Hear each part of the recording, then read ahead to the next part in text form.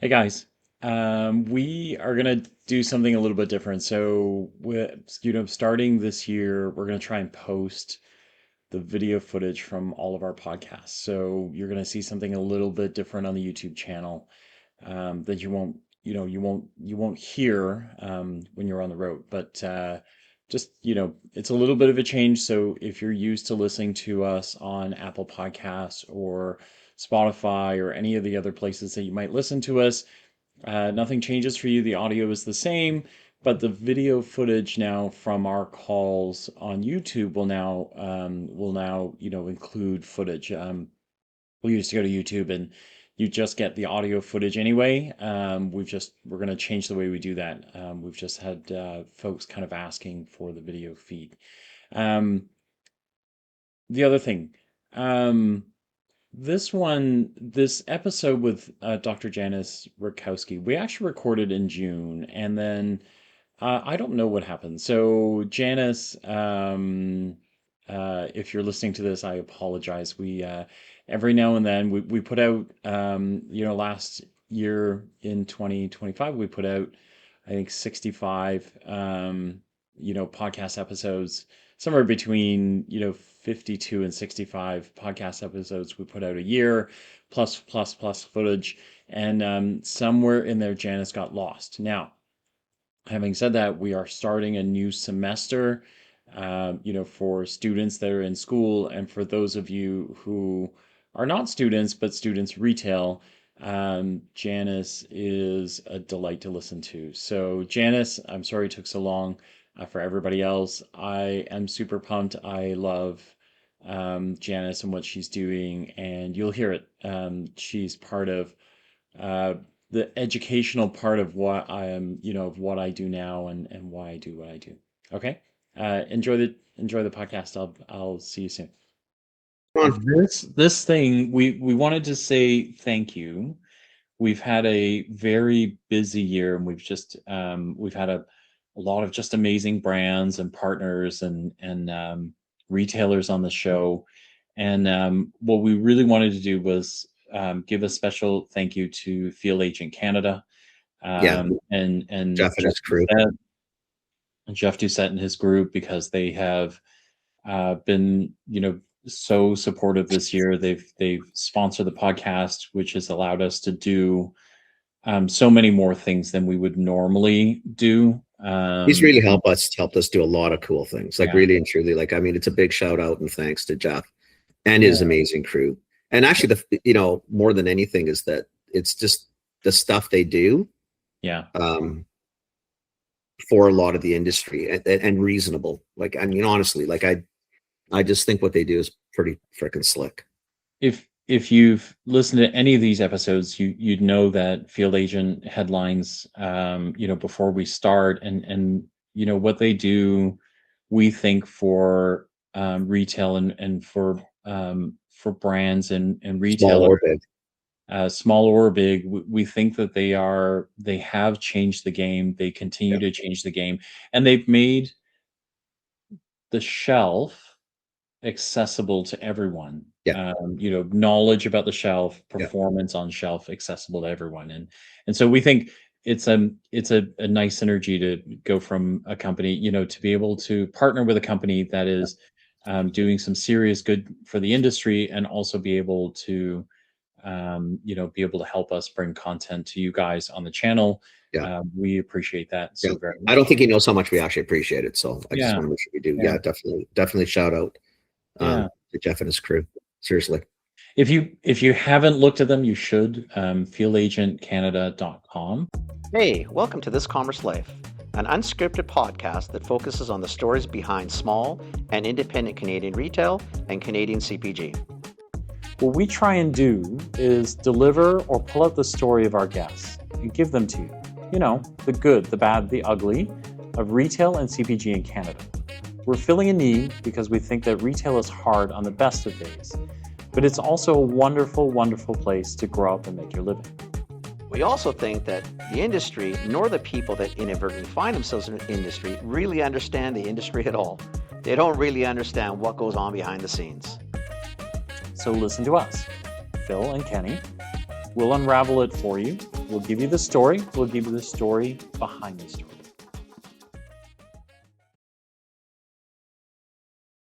Yeah, I'm good. I'm good. How are you? Good. You can hear me okay? Yep. Yep. Yep. Excellent. Yep. Yeah. Well, we have some, actually, I think I have the same t-shirt as you, Phil. Do you? Yeah. I'll keep the vintage off. So What year are you? I'm a 72. Okay, mine says 73. Okay. That was Okay. my 50th birthday present from my sister. I yeah, similar from my children. So yeah. Yeah. Yeah. Oh my gosh. That's hilarious. Mine's a little smaller number than your two. Smaller, smaller, smaller. Well, it is. It's a Was it like a smaller year. It's a 19 bigger oh number on the other side, but something? a smaller year. 19 something, 1908, 1909. 66, buddy Did, boy. did you make it to 67. 1910s or 20s maybe or So funny. So funny. um Janice, so Janice, meet Kenny. Kenny, meet Janice. Hi, Kenny. How are you? Great. I'm excited to do this because so Kenny was like, so we're unscripted and we we don't really prep for these things, right? So it's a conversation and he was like, who is this? And what school? What is this? And I said, oh, it's TMU. And he goes, what's What's a TMU? Toronto MU? Because Kenny's from he's based in Vancouver, right? So I was like, oh, it's the old Ryerson, and oh my gosh, it's Janice. Janice is coming out. Yes, right. And he's like, okay, you're very excited, but I don't understand like what what is going All good. All good. I was kind of on. curious. I do like to at least know a couple minutes before we sign on who we're signing on with, but You typically I do don't. like almost 10 minutes before. That's about it, all the prep we do. So There we go. um for the audience, we have Dr. Janice Rudkowski on, and I'm really excited because um, I met Janice when I was at Hubba, I think, at the That's time. right. I had left Target, I'd gone to Hubba, and I've always called you Janice. Do I call you Dr. Rudkowski? Oh, God, no.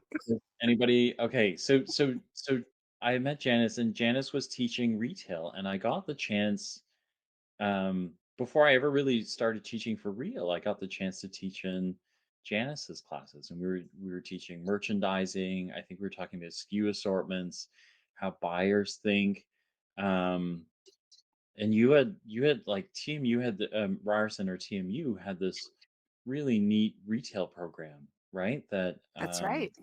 was helping kids kind of figure out, and it was the only one, like it was so interesting, right? Because everybody else falls into retail, but if you went to Ryerson at that time, you had the chance to like actually think about getting in, right? They're all amazing because they all wanted to go into fashion, right? But pretty amazing stuff. So yeah, and I think that's how we met, right? So then I met you, and I got a chance to talk in some of your classes, and meet some of your Well, students. do you remember exactly how we met, though? No, I do not. So I had to look through my emails because I was trying to remember. Yeah. I remember having you in my class, and I remember you. It was my buying and merchandising class, Mm-hmm. and the the reason why Hubba was so interesting to show the retail management students is that it was like an online marketplace for like B2B marketplace. Yeah. So like the retail buyers could connect with potential vendors, and I had a project that the students did, and they still do this project, where they have to select a retailer to go and visit their stores, visit their, and look at their online presence, and then come up with a new product assortment. So they have to think about potentially a new product category, new assortment. They also have to find potential vendors. And so that was where you came in, as you gave them access to Yeah. the Hubba platform. But I was like, but how did Phil and I actually meet? Like, I remember you coming into the class and being part of the course, but I'm like, but there's got to be something before that of how we actually got Yeah. connected. And so I found an email where Dave Savory from Ripen Oh, that's right. me to you because I was working with Ripen at the time. And how I met Ripen was through, I was working at Mars Discovery District Right. and I was a facilitator helping them with their entrepreneurial education program. And Ripen happened to be one of the companies. So Dana and Dave happened to come into my class that day at Mars Discovery District. It was, I think it was like a marketing and communications class specifically designed for entrepreneurs. And they were telling me about their platform and how it's for educators to get connected with industry partners to provide experiential education Yeah. opportunities for students. Anyways, I started working with them using their platform, and Dave had said, "Oh, you have so much in common with this guy, Phil. I need to introduce you to him." So that is actually how we Oh, met. I forgot about that. I forgot about that. But you're right. That is how we met.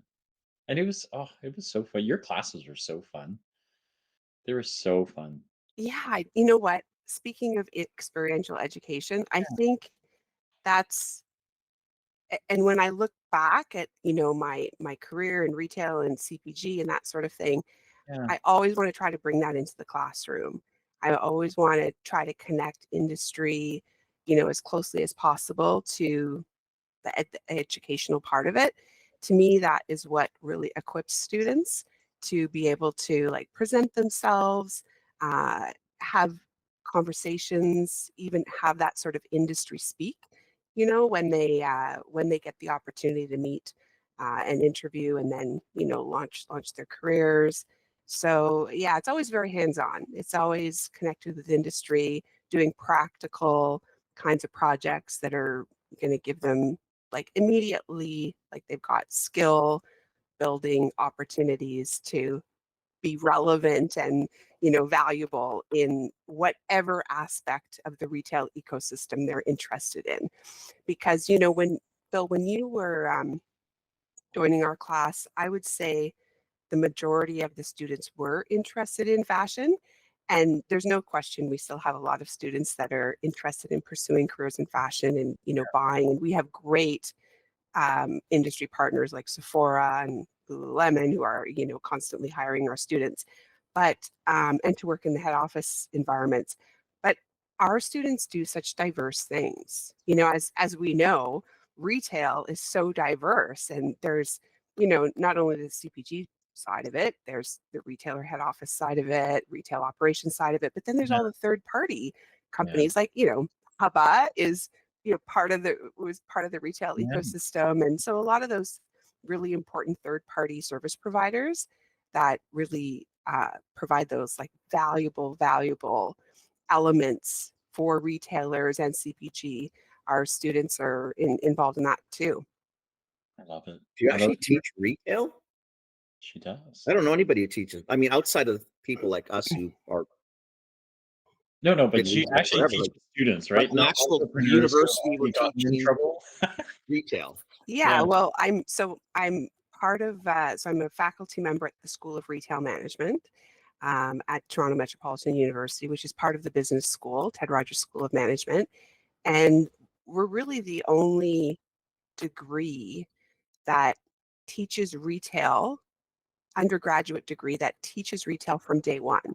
So in first Wow. year, all the way through, fourth year, they're getting a Bachelor of Commerce degree. So the students are taking all of the courses that you would anticipate a Right. business student to take, from HR to accounting to finance to Right. marketing.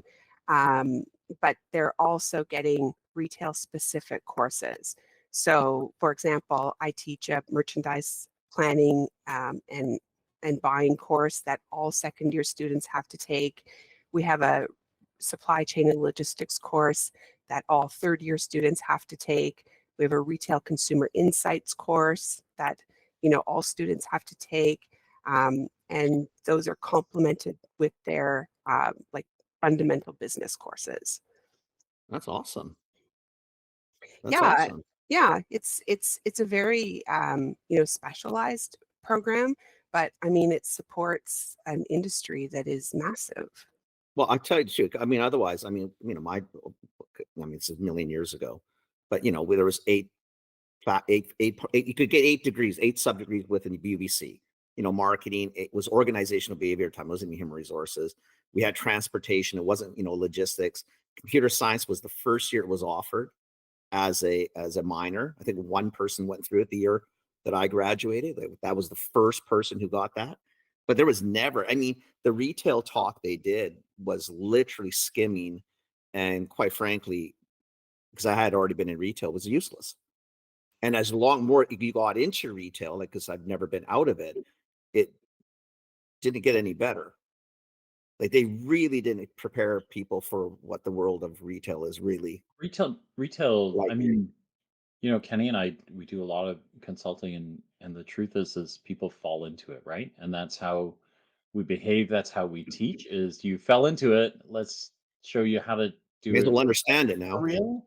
But you're actually showing people how to do it for real, which That's is amazing. I Well, didn't know there was anything like that. our school's been around since 1998, so it's nothing new. New to me. Like I didn't know there was anything like yeah, this. yeah, Like honestly, yeah. I But mean, unique for sure.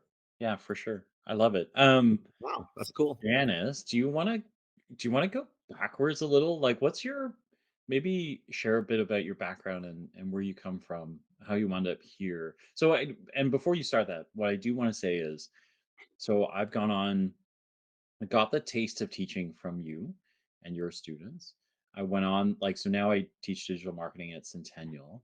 But the the way in which I approach all my classes, the interactive, the practical approaches, that is you, my friend. That is you, Aw. watching you and how you, but because it's the first time that I saw classes for real, right? Mhm. Like, other than that, it was all, virtual or textbook or, and then being able to hang out with your class and watch the way you did things practically, that made a lot of sense to me, right? So when I got into actually teaching, that's what I was thinking about, was like it was really real, right? So how do I mimic that style, right? So anyway, so now I'll shut up. So tell us about you and then where you come from and all those, so you can go anywhere you want with this. The next like 45 minutes is yours.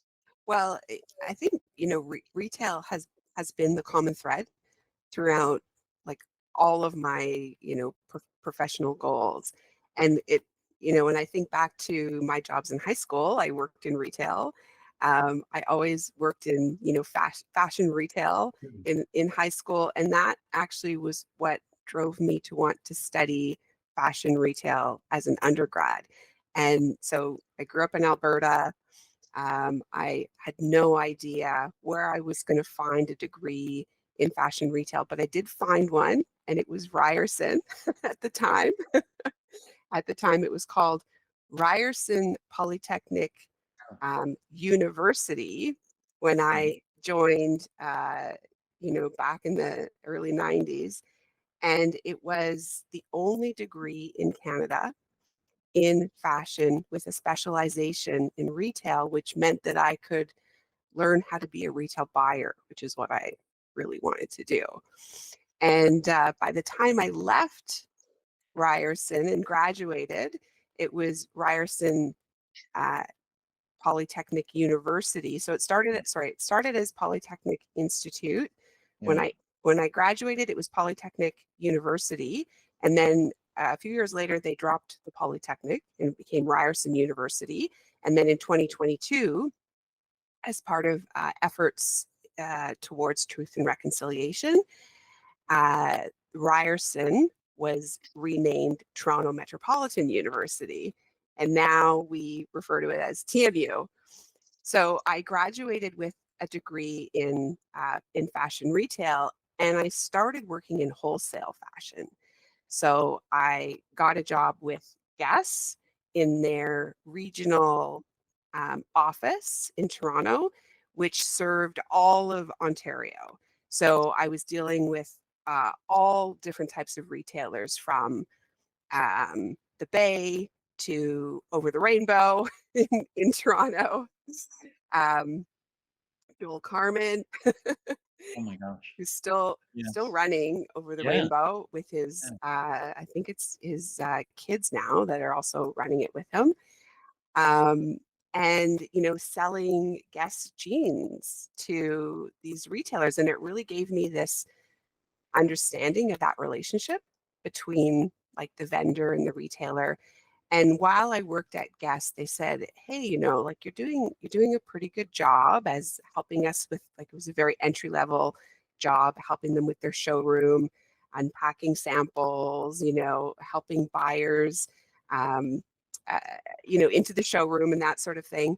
They're like, "Hey, we're going to be launching a new line of handbags and accessories. Would you like to rep that line?" I'm like, "Sure."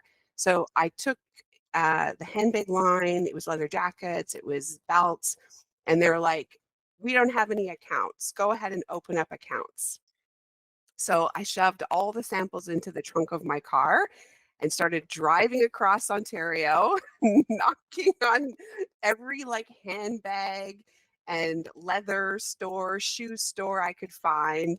Like I brought town shoes on, and it was so entrepreneurial. It was so fun to just like get out there and represent a brand, and I absolutely loved it. That was like my first job out of university.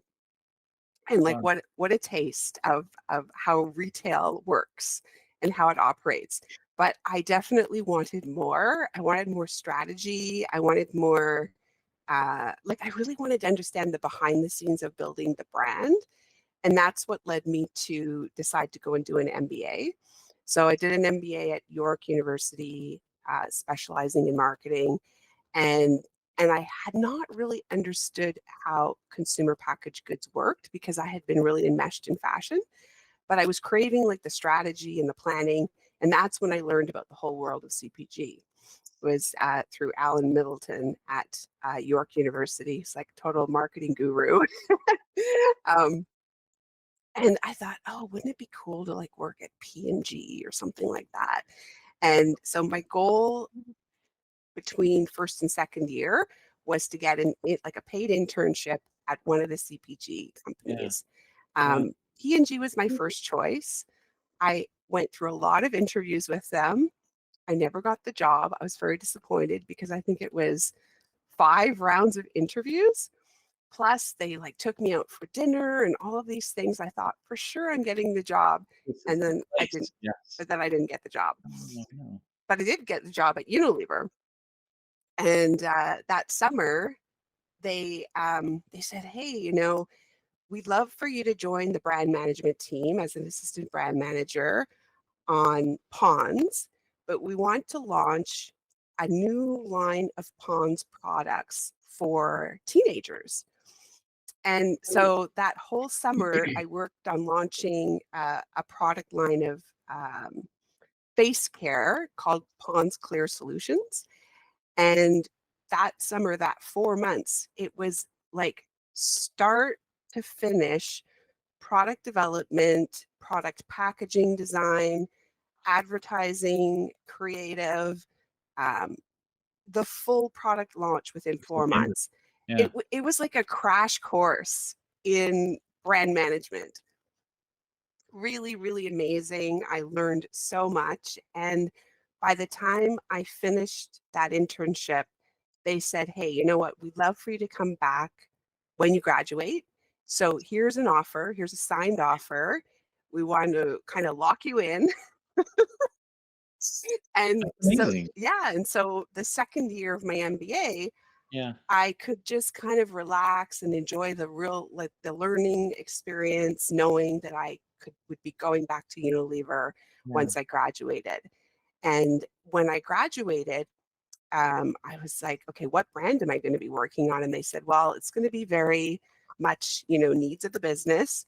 And so a couple weeks before my start date, they called me and said, um, we have a place for you, but we just want to make sure that it's a brand that you're interested in. And they said, how would you feel about working on Dove? And of course, Oh, I'm like, not Dove. Anything but Dove. Like, I mean, yeah.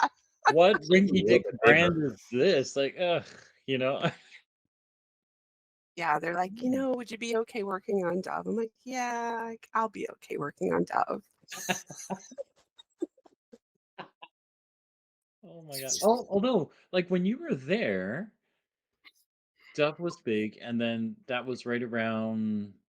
I'm definitely going back, but I think that's when Thermosilk, like that whole hair lineup, like Yeah, hair Thermosilk stuff was was actually all just out. launched Yeah. during those like couple years that I was at Unilever, Yeah. but the Dove brand was going through a really interesting time. This was before the real beauty Right. campaign, Right. and what was happening was Ivory was really like neck and neck in terms of market share.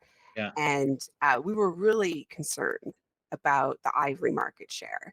So everything was about trying to differentiate, really like leveling up the 1/4 moisturizing cream. We did this massive segmentation study, which led to the launch of Dove Sensitive. Um, we also had a line of like baby products, body wash. So Dove was still very much like skincare and face care. It Yeah. hadn't yet exploded into hair Yeah. care, But it just, and yeah. it was a really interesting time to be working on Dove. No, listen, yeah. I mean, Thermosilk was kind of the shiny penny, but Dove was it was a big lineup. Like just Yeah, yeah, yeah, that's awesome. So you got to work on Dove. Amazing. yeah, and from Unilever, like I mean, this is exactly how it happened actually. Things were going quite well at Unilever.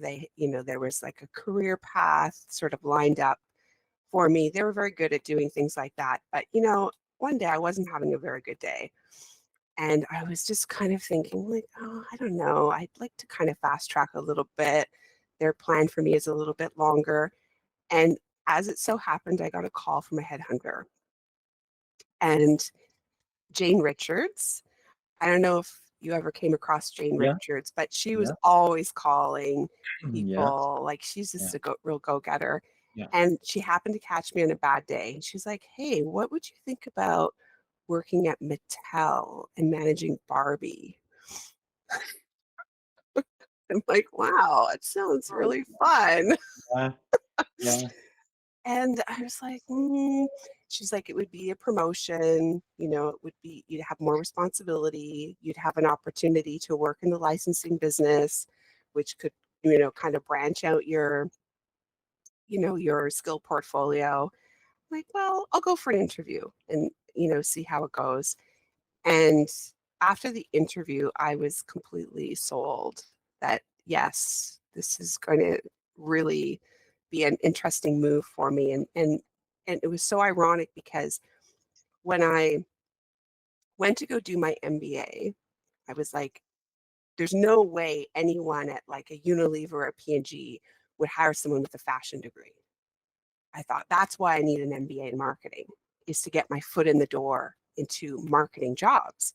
Mhm. But it was so ironic because when I went to go and meet Mattel, I remember the vice president of marketing at the time, he said in the interview, we never thought we could find somebody that has both marketing and fashion. And this was, when it really was not common to have, fashion plus an MBA. It's much more common now. Yeah, And I'm like, wow, okay, this is a place that's like really going to value my experience, not just my CPG, but this is an opportunity to like kind of blend them both together, which I never really thought I'd have the opportunity to do. yeah. And so I decided to go over to Mattel as a senior licensing manager. And this was again had a lot of similarities to the wholesale fashion business in that I had to go knock on a lot of doors to find licensees. We had a portfolio of existing licensees, but I also had to really grow the business. And there was a lot more at stake because these were companies who were going to be representing the brand. And so I had to work very closely with like legal, and there were certain categories that were a no-no with the Barbie brand.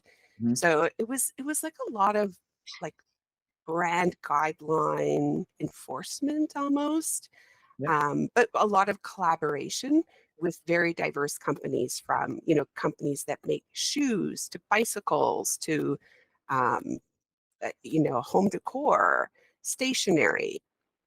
And we I think by the time I finished managing that licensing business, which was both for Barbie and Polly Pocket, there were over 100 licensees to Wow. manage. And these were licensees that were based in Canada and the US. Okay. Um, but they did some really big business. These were all of the Barbie Polly Pocket branded items outside of the doll Mm. category. I then moved into the doll category and began manage. So I left the licensing business at Mattel and moved over to the doll category, which was really like the critical ground zero center of Mattel. Yeah. You're managing the doll business. It's like Yeah. all That eyes is are the on you. franchise, right? That is the franchise. Yeah. Yeah, Yeah. absolutely. Mhm. And that was fascinating, managing the doll category, working really closely with colleagues from around the world. There's a lot of like global sharing, but then there was a lot of exclusives that we would do for Canadian retailers as well. That was like a really big differentiation strategy, was exclusive dolls. And I ended up going back to my alma mater and saying, hey, Ryerson School at the time, Ryerson School of Fashion, I said, hey, would you guys like to do a collaboration where we work with the design students? It was coming up at the time to be Barbie's 45th anniversary. We wanted to do something really special for the collector business. And I said, what if we integrated into the course a project where the students get to design what Barbie is going to wear the following year? And I covered this with the corporate head office down in El Segundo, California. Mhm. And I said, if we have this student design contest, can you guarantee me that the winning student's design gets produced and goes into like actual production? They said, yeah, that sounds like a really creative idea. We fully support it. And so we had this amazing contest with students, and the winner, her name is Christy Marcus. She was the winner, and Mattel went on to produce the Inuit legend Barbie doll in limited quantities. Wow. Yeah, and Very cool. her story is like showcased on the packaging, and that I would say was my very first experiential project, that I initiated, Yeah. but from the other side of it. And so then when I, got into academia, it was so natural for me to think, well, of course I'm going to build projects with industry, because that was an example, of a project. And I was with Mattel for 5 years. It was a really interesting time. At the time, Bratz had come into the marketplace and were killing Barbie on market share. And so it was a really, really, exciting time to be part of a brand that was uh, like needed work. Like when I think back to like the different brands I've worked on, the most exciting times were when we were being threatened. That's when everybody really gets the most creative, innovative ideas. Absolutely. I'm thinking about Dove, when we were threatened by Ivory. It's like, okay, guys, we got to come up with something really good. Yeah. Got it. Yeah. Yeah. Yeah. No, I like that. Wow. And, from Mattel, I was kind of looking back on my career and I was thinking, okay, like I've got to change things up a little bit. What type of product have I not managed? And for whatever reason, I'm not really sure how this came into my mind, but I really started getting intrigued by pharmaceutical companies. And I just thought, like, it's a completely different kind of business model. It's highly regulated.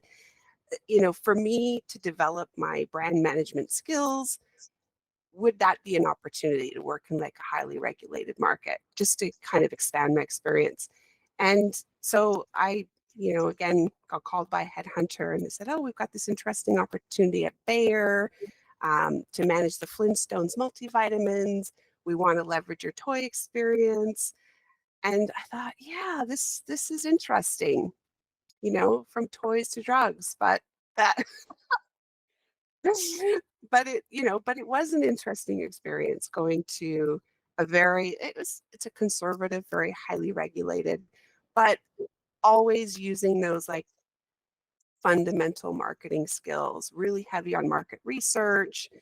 Um, I was managing the whole nutritional portfolio. So like one a day multivitamins for men and women. And that actually was an interesting time because cause marketing started to become quite popular. And so I initiated a relationship with Breast Cancer Foundation and Prostate Cancer Canada. And then we did this cause marketing campaign with one a day women's and one a day men's, and that was really interesting opportunity to um, kind of position a brand in that way. Wow. It's a big adjustment. I remember like because I mean Barbie and Mattel, and then going to I went from yogurt to Pfizer, like Danone to Pfizer. Yes. So I remember like you go, this is urgent. Yeah, I got it. It's done. And they're like, I'm booking a meeting for next week so we can talk about it. You're like, that's not urgent. What are we talking about? Like, yeah, Yes. let's go, people. Like, but it's definitely a different industry for sure. Yeah. Yeah. Wow. Toys Okay. were extremely fast paced, Yeah. and then you go into a very highly regulated industry, and you really have to have a lot of patience. And like you said, it's a lot of planning, uh, and and a lot of involvement with a whole regulatory team where there's interpretation of Yeah. regulations too. Yeah. It's like, well, Right. I'm reading it one way. I'm like, oh, I'm Yeah. reading it that way. Yeah. Yeah. And then you talk to the Health Canada people, and then somebody comes back with a different interpretation, Yes. right? Yes. Oh, yes. Or is like, or Yeah. is there anyone working there right now on the you know, anyone regulating nutritionals right now? Yeah. Yeah. I think it was more that one than the other ones. Yeah. Yeah. It's true. Yeah. Oh my gosh. Wow. These are the like I didn't know all I knew some of it, so I knew we shared history at Unilever, Hmm. but I think I remember Mattel. I didn't know you were at Bayer. That's like super cool. So you're there, and then And then when I'm at Bayer, I had yeah, definitely a moment of, I think pushing product out the door is is I'm kind of feeling, like that cycle is like, okay, I'm doing the same thing over and over again, pushing product out the door. I'm like, I really have to change things up. So I started thinking about nonprofit, and I think that was definitely sparked by my work. The cause marketing campaign really kind of opened the door to me about this whole other nonprofit world, and I started seeing that they were really doing some sophisticated marketing efforts, which I thought, oh, this could be interesting. Maybe that's a way to kind of redirect my career to do like some more meaningful work, but also to understand like a services mindset more than just a, pumping product down the door mindset. And I reconnected with a former Unilever colleague who I knew had been working in nonprofit, and I simply met with her to have a coffee one day, and I wanted to hear her experience of going from, CPG to nonprofit. I mean, mhm, I wanted to understand like the pay cut, even just, the resources available once you get in the work environment. Like, what am I getting myself into? And so I go to meet with her. She's visibly pregnant, and which I didn't know before I was about to meet with her. And by the end of the conversation, she said, "Well, the timing of you reaching out to me was perfect because I'm pregnant. I'm about to leave, go on parental leave. And she said, they're going to be looking for a replacement for me. So what do you think? You're like, whoa, wait, what? Yeah. Just a minute.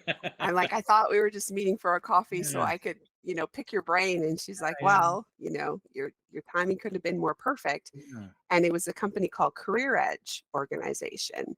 Okay. And I, obviously went through the interview process and everything, but subsequently got, a 1-year mat leave contract and of my, former colleague from Unilever.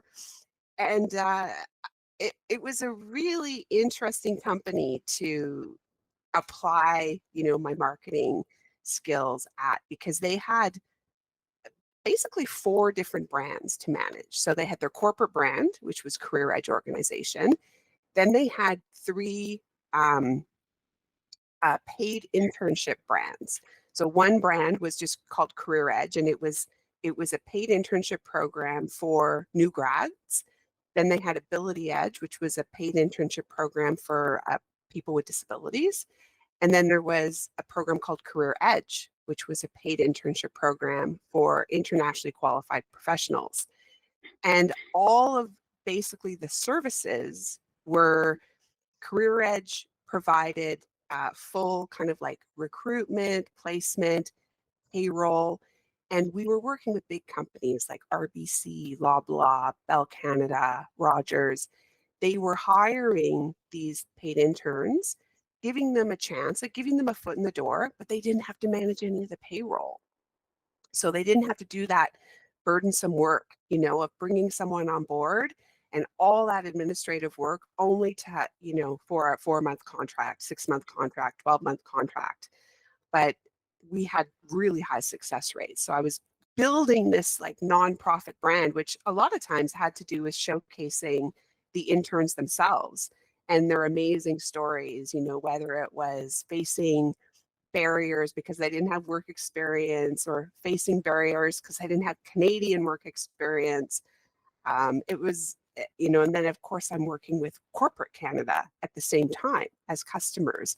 So it never really felt like we were actually a nonprofit. Like it actually Right. felt like corporate because all of our customers were corporate Canada. Mm. Um, so it was kind of like maybe a soft launch into nonprofit, but it was, and then I was there for about 5 years, director of marketing and communications. And I think it was actually there that I started to feel very entrepreneurial.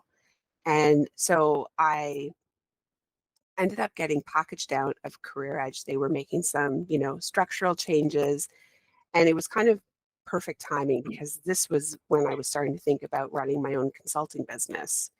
And so that's what I did. It was in 2012.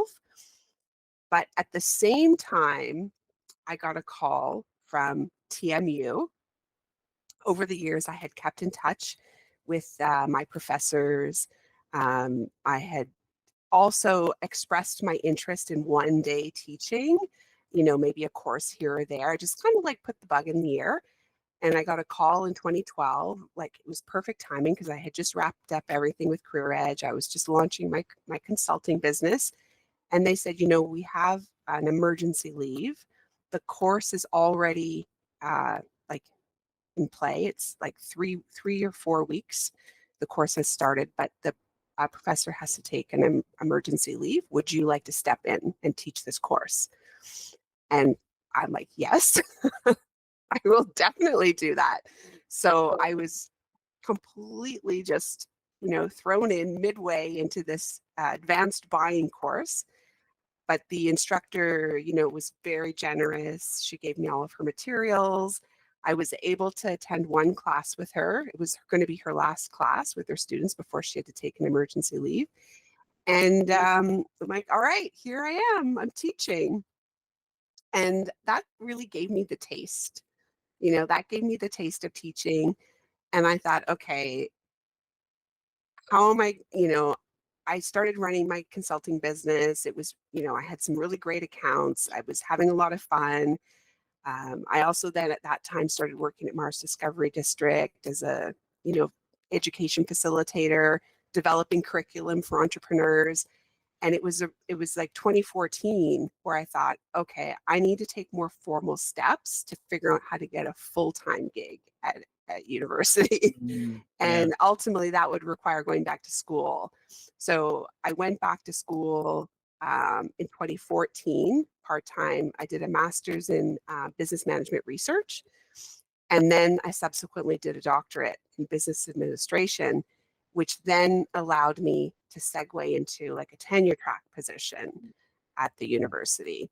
So it's been a bit of a journey, with a lot of different career kind of, you know, like some were goals and some were really serendipity and some just felt right, at the time. Yeah. Um, and then in 2019 was when I started full time. Um, well, 2016, I got a full time contract at TMU, but just for teaching. So 2016 to 2019, I had a full time teaching contract. And then 2019 is when I got hired sort of on the tenure stream, which means that it's teaching, research, and service. So I started my research career as well in 2019 with the university. And I hope to stay working with TMU. This is my last gig. Oh, No, but a really interesting one. And then I mean, this industry, right? Like this industry up and down the Yeah. last year. Like it's just been nothing but craziness. Well, I feel like the world's crazy, but we'll just restrict ourselves to the retail world for a little bit, maybe. Um, but it's gotta be interesting for you to be able to teach this and kind of look at the landscape the way it is now, right? With everything going on. Oh, Uh, absolutely. I mean, there's never a dull moment. It's not like a when you're teaching retail, it's very much about keeping the content up to date. There is definitely theory, there's definitely fundamentals that will be at the core of the curriculum, but bringing it to life and coming up with, the relevant examples and the application of the theory is really changing. Like I look back and how, how we build brands. There's some fundamentals that are still there, but a lot has changed. And a lot has changed in retail too, given different types of technology and now of course AI. Um, there's some of well in I think in a positive way, some of the mundane tasks, like I think of even like scheduling people, like there's yeah, great AI programs now that yeah, help managers to schedule and to yeah, do it efficiently and in a way that makes sense. So we're not, spending our time on kind of boring tasks and maybe focusing in on things that are more meaningful, engaging, challenging, exciting. yeah. I mean, what do you see coming? Like we've had so many changes, and then I think with all the US stuff really kind of reshaping the way we do retail. What do you Are you tracking any particular issues? I think the one that I think both Kenny and I are interested in kind of Canadian trade is some of this barrier dropping that our new prime minister has been talking about, right? Hopefully we can get some interprovincial trade going. But are you tracking anything that you're kind of either worried about or thinking about um, right Well, now? I my focus generally, like from an education perspective, Yeah, is thinking about the skill set. Like how do you prepare yeah, students and are like the learning and um, the environment in a university program, like how does that prepare them to be really, productive professionals, but also like just lead a meaningful life? How can yeah, make a difference?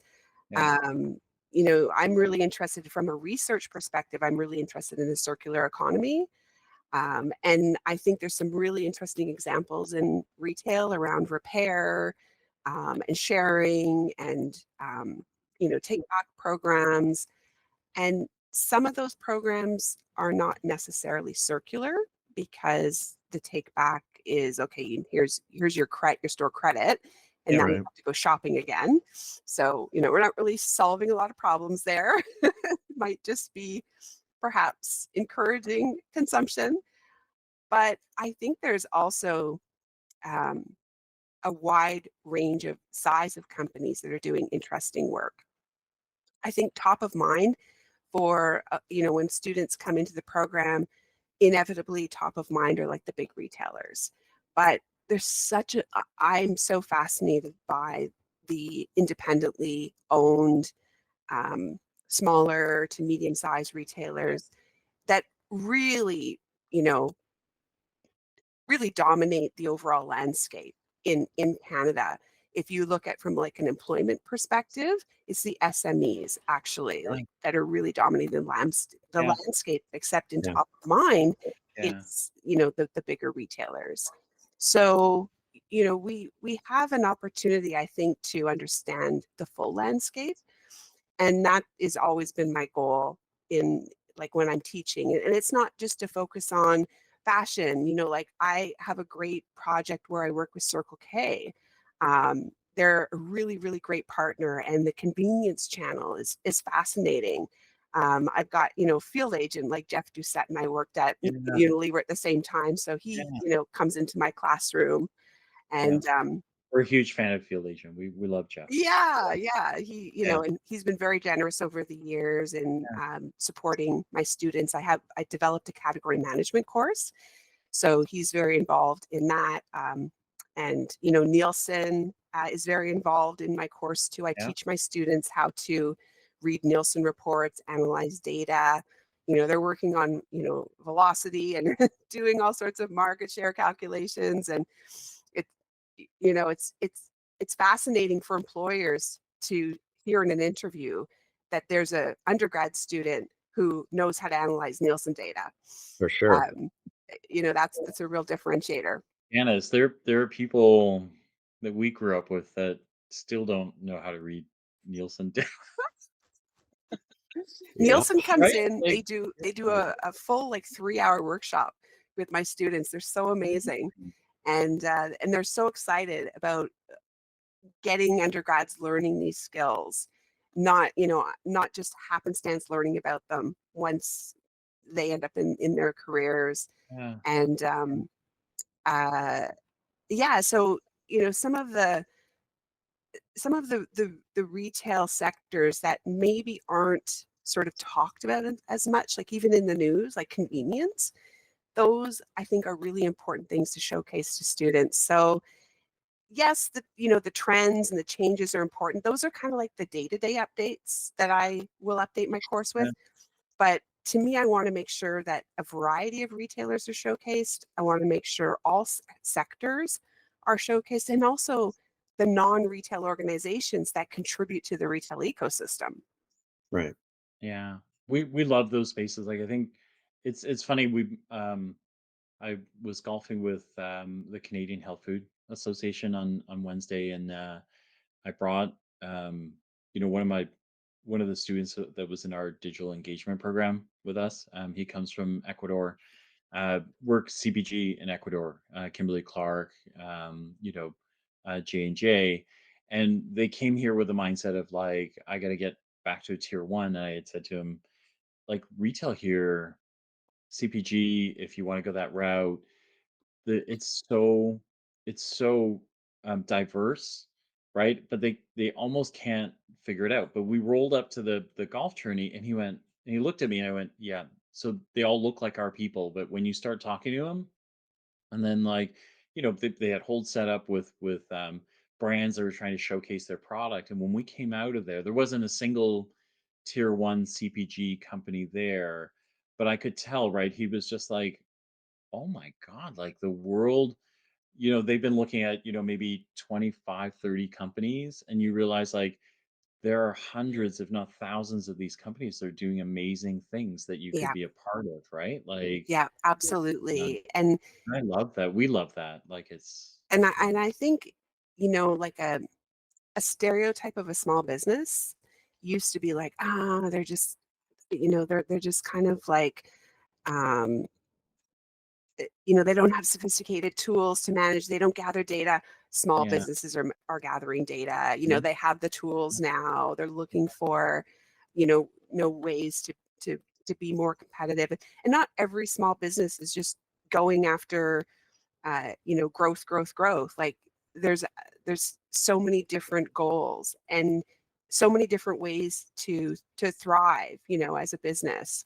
yeah. And some of these companies who are making like really meaningful differences in communities, Main Street retailers, like this is a pretty important part of the whole fabric. Right. Yeah, there's you know, with like to finish even that example, like he and I were talking about, and there's some of these guys, they were like, we don't care if we ever make it to a Sobeys or a Walmart. And he's like, Yes. who else is there? And you go, look, like if you add up, just the health food or the healthier, kind of product retailers out there, like the Nature's Emporiums, the Whole Foods, like Yeah, Healthy Planet, all these guys, there's an ecosystem here that you can make a very good living and like make a difference in Canadians' lives without chasing bottom dollar or trying to, kind of like impact margin, right? Like it's such yeah, I love it. Like I love this part of the ecosystem, right? Like it I is do a too. place I do to too. be.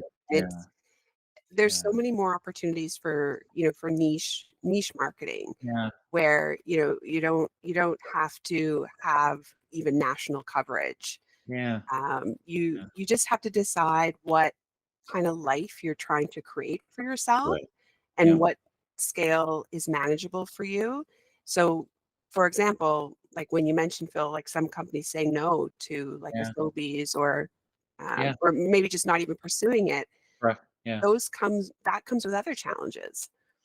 And some people are excited about taking on those challenges of scaling up, but other people think, wow, that's just a big headache. yeah. No, thank It you. may not work for me. Yeah. We tell this story a lot. So there's a bone broth guy that we really love who's been on the show.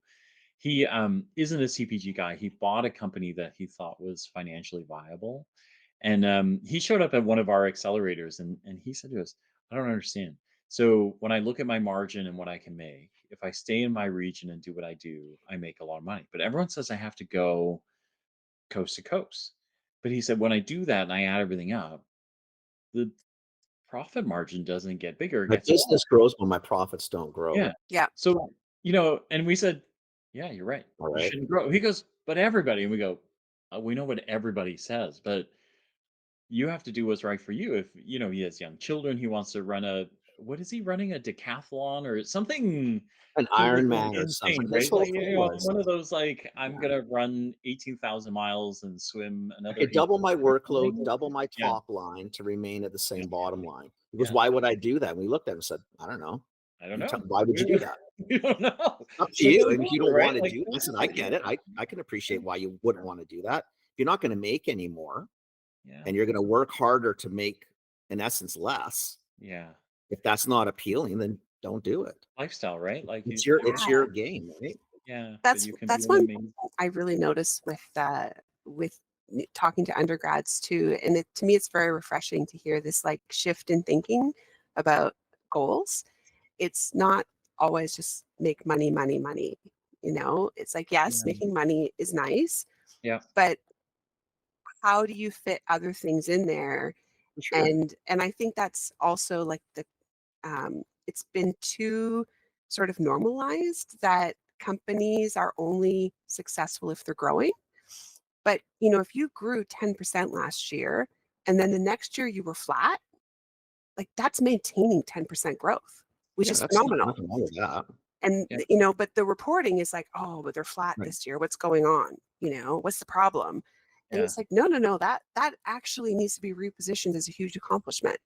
Right. Because if you maintain that 10% growth from last year, my mind, like, wow, that could be pretty Right. impressive. yeah, And yeah, like if you really crunch the numbers, getting that extra account, um, you adding on more human resources, like maybe that does not actually help your bottom line at the end of the day, and it's certainly not going to help you find more time to train for that Ironman.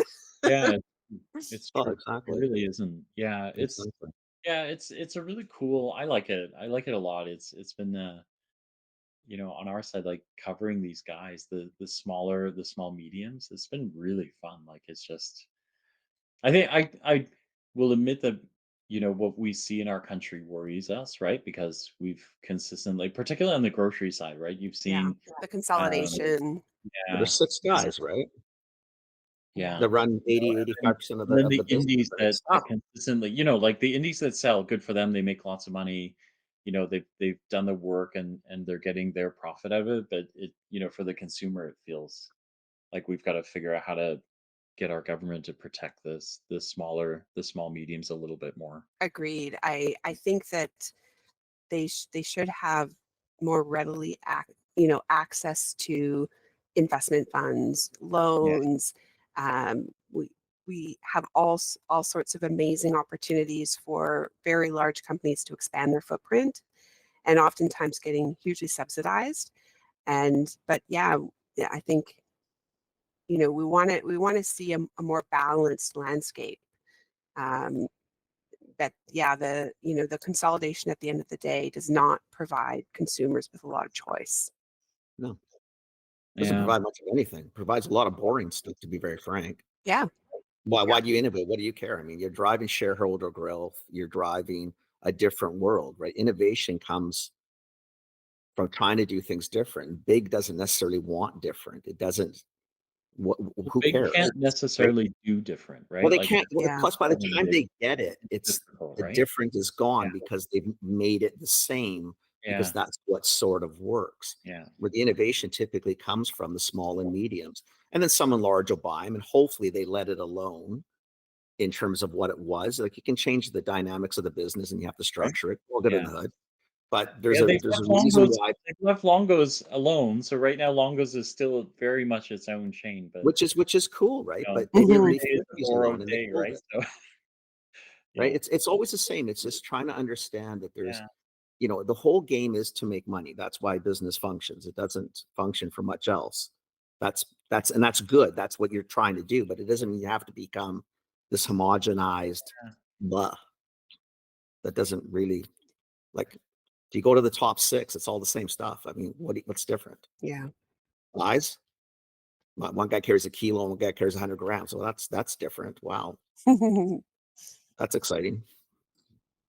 But We're almost out of time. that's cool. I That's am pretty cool. really Wow. glad to catch up. This has been amazing. Wow, thanks Mm. for inviting me, and really nice to meet Kenny, Yeah, that's and awesome, man. great to reconnect, Phil. Yeah. Listen, you come back anytime you want. So if you see something going on, and you want to talk about it, you ping us, and we always have space for you. Sounds great. Yeah. Yeah, that'd be awesome. Yeah. No, we'd love it. We'd love it a lot. Thank you for doing this. Oh, my pleasure. My Yeah. pleasure. Great Yeah. talking with you both. No, it was nice meeting you. That's pretty cool what you do. That really is. Yeah. Yeah. If you ever want a grumpy buyer's mindset, Kenny's your I was a man. buyer for a long He- time. So yeah, definitely grumpy mind is where we're at. yeah. Nice. Yeah. Yeah. All right. Well, I love Very your cool. All podcast. You right. guys are doing a great job. Thank you. Thank Thanks, you. Janice. All Have a right. great day. Hey, Take take care. care. Have a Okay. nice Nice meeting weekend. you. Bye. Bye. That's Pretty cool, Janice. man. Pretty Yeah. cool. Right? We never heard of a Yeah. retail school. I mean, seriously. I mean, nobody. Yeah. Yeah, shit. We Yeah. never got taught retail when we were. You know what, like, and what was really fun, like when I got to her classes, I mean, you know, like if you're a retail geek like us, how many times do you get to talk planograms or like shoot? It's a weird thing to say, but like to shoot the shit about planograms, right? Because normally you do it because you got to do it. You talk about it because it's part of the business or you're trying to solve for something. Right. But we got to her class and we could talk about brand blocking. We could talk about like why you might lead off with like what brands you might lead off with, like why you might go bullseye, why you might do private label, checkerboard, things that Well, shelf what level do you want to be uh, on, and like why do you things start at the that you bottom or the really top? like really are geek things that you only do because you got to do it for work, not because it's a curiosity or there's a reason. But in her classes, you do it, right? You actually talk about those things because it matters, right? So, Well, it does matter. And the thing is, I think mm, what you do is, especially if you learn that and you start calling on the independents, you'll understand why there's a different mindset between like corporate and independent. yeah, And you yeah, wonder why they do things differently. Well, there's reasons why there's they do reasons things for sure, differently, for sure. right? Which is always the issue guys you had when you were coming to us, because Yeah, you guys wanted to do it your way. And I think, well, I'm happy for you. Then you know who you can do that with, and the other ones try to do a little different thing. It's very cool. yeah, Like I yeah, didn't even know we had a program in the country that sure. that Yeah, did yeah. this. It's Right? really Seriously, cool.